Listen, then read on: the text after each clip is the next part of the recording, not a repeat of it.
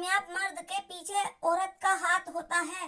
دو لڑکیوں کو اپنے کالج کے ایک لڑکے سے عشق ہو گیا، لیکن دونوں ہی اپنے پیار کا اظہار نہیں کر پاتی تھیں۔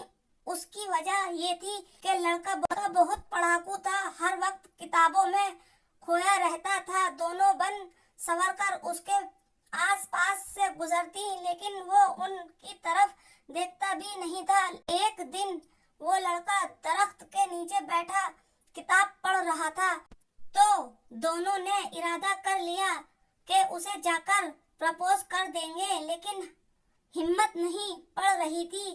آخر کار فیصلہ ہوا۔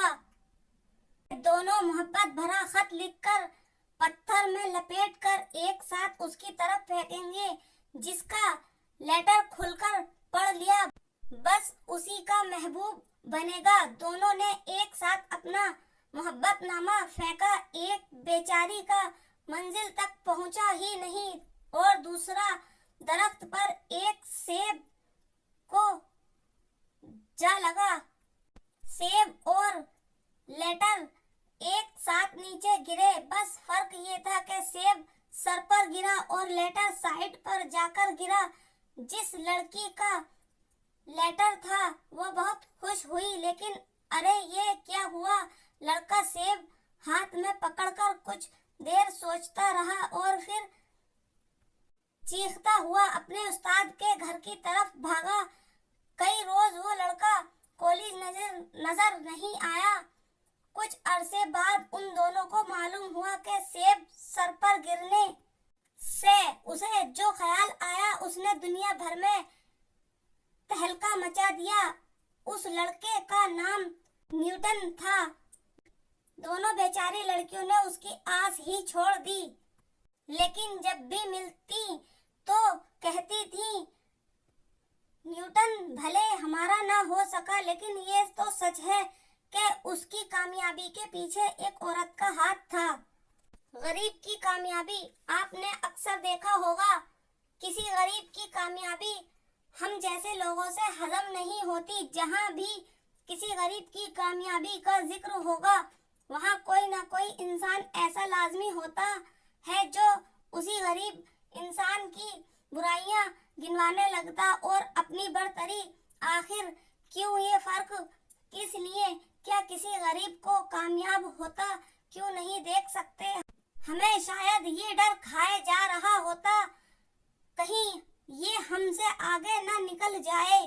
یہاں ہمیں فالو کرنے والے بہت سے لوگ ہوں گے ایسے جو اسی فیز سے گزر رہے ہوں گے۔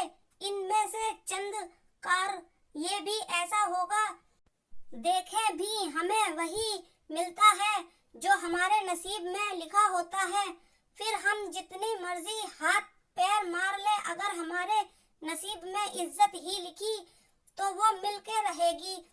اوپر والا ایک بہترین منصف ہے، بس یہ ہم لوگ ہی ہیں جو بری نیت رکھتے ہیں، غریب کی راہ میں رکاوٹ ڈالتے ہیں۔ ایسا کرنے سے ذلت ہی ہمارے نصیب میں آتی ہے۔ دوسروں کی خوشیوں میں خوش رہنا سیکھیں، بے شک اللہ ایسے لوگوں کو پسند فرماتا ہے۔ ہمارا مقصد آپ لوگوں کی اصلاح کرنا ہے، نہ کہ کسی کے دل کی آزاری۔ پھر بھی اگر کسی کو کوئی بات بری لگی ہو تو معذرت چاہتے ہیں۔ اللہ آپ سب کا حامی و ناصر ہو۔ کنواری حملہ کی سچی کہانی۔ ایک بادشاہ کو جنگل میں سفر کرتے ایک سانپ نے ڈس لیا۔ شاہی طبیب اپنی تمام تر کوششوں کے باوجود زہر کو جب بادشاہ کے جسم میں پھیلنے سے نہ روک پایا تو زاروں قطار رونے لگا۔ اتنے میں ایک درویش سا شخص وہاں آیا۔ بادشاہ کو زہر کے درد سے تڑپتے ہوئے دیکھا تو بادشاہ کی ٹانگ پر جہاں سانپ نے کاٹا تھا تھوک دیا اور بھاگ گیا۔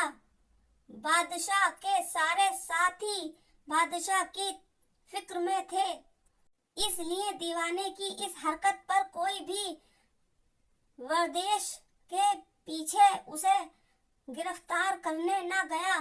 شاہی طبیب نے تھوک صاف کرنے کے لیے ایک رومال پکڑا اور بادشاہ کی زہر سے پھیلی ہوئی ٹانگ پر سے تھوک صاف کرنے لگا، مگر پھر حیران ہوتے ہوئے رک گیا۔ اس نے انگلی سے تھوک کو سانپ کے ڈسے پر اچھی طرح مل دیا، جس سے فوراً ہی زہر کا اثر زائل ہو گیا۔ بادشاہ ہوش میں آئے